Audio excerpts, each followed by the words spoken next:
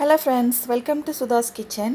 இன்றைக்கி வந்து ரொம்ப டேஸ்டியான ஒரு க்ரீமியான ஐஸ்கிரீம் பண்ண போகிறோம். ரொம்ப ஹெல்த்தியான வாட்டர்மெலன் ஐஸ்கிரீம். இதுக்கு 3 இன்க்ரீடியன்ட்ஸ் தான்: வாட்டர்மெலன், பால், அப்புறம் கண்டென்ஸ் மில்க். இதை வச்சு ரொம்ப சூப்பராக ஒரு ஐஸ்கிரீம் பண்ணலாம். இது வரைக்கும் என்னோடய சேனலை சப்ஸ்கிரைப் பண்ணாதவங்க சப்ஸ்கிரைப் பண்ணிக்கோங்க. வாங்க வீடியோக்குள்ளே போகலாம். இப்போ ஐஸ்கிரீம் பண்ணுறதுக்கு வாட்டர்மெலனை கட் பண்ணிவிட்டு அதோட சீட்ஸ் எல்லாம் எடுத்துகிட்டு குட்டி குட்டி பீஸாக கட் பண்ணி ஃப்ரீசரில் வச்சுக்கலாம். இந்த மாதிரி சின்ன சின்ன பீஸாக கட் பண்ணி சீட்ஸே இல்லாமல் பார்த்துட்டு இதை ஃப்ரீசரில் ஃப்ரீஸ் பண்ணிடலாம். இப்போ நான் ஒரு அரை லிட்டர் பால் எடுத்து அதை நல்லா சூடு பண்ணிக்கிறேன். நல்லா பாதி அளவுக்கு அது 1/4 லிட்டர் வத்துற வரைக்கும் அதை நம்ம கொதிக்க வச்சுக்கலாம். இப்போ பால் பாதி ஆயிடுச்சு. இப்போ வந்து 1 டீஸ்பூன் கார்ன்ஃப்ளவரை நான் பால்லே கரைச்சி வச்சுருக்கேன், அதை சேர்த்துக்கலாம்.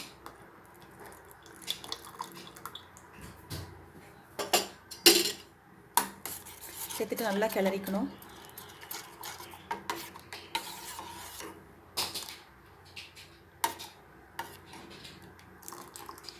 நான் வந்து பசும்பால் விட்டனால கொஞ்சம் தண்ணியாக இருக்குது. நீங்கள் ஃபுல் க்ரீம் மில்க் வேணால் சேர்த்துக்கலாம்.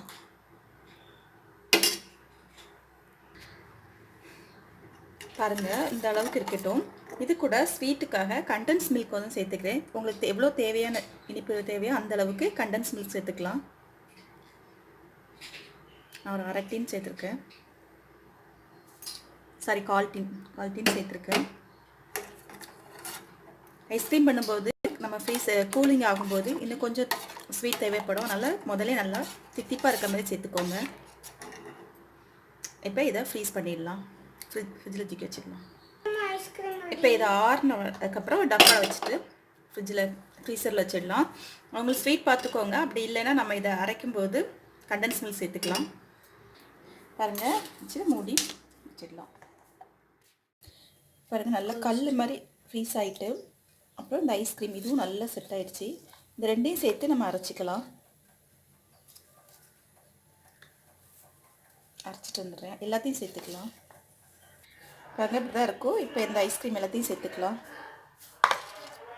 அப்போ இதை அள்ளி போடுமா.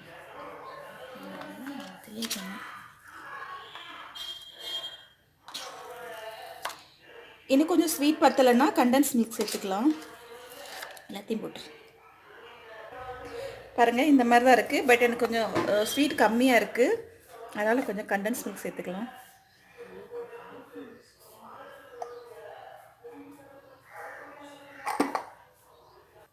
பாருங்கள், நம்மளோட ஐஸ்கிரீம் சூப்பராக ரெடி ஆகிட்டு இதை ஃப்ரீசரில் வச்சிடலாம்.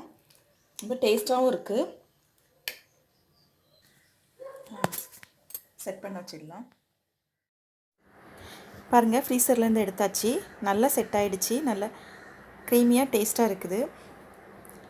இந்த வீடியோ பிடிச்சிருந்ததுன்னா என்னோடய சேனலை சப்ஸ்கிரைப் பண்ணுங்கள். தேங்க்யூ.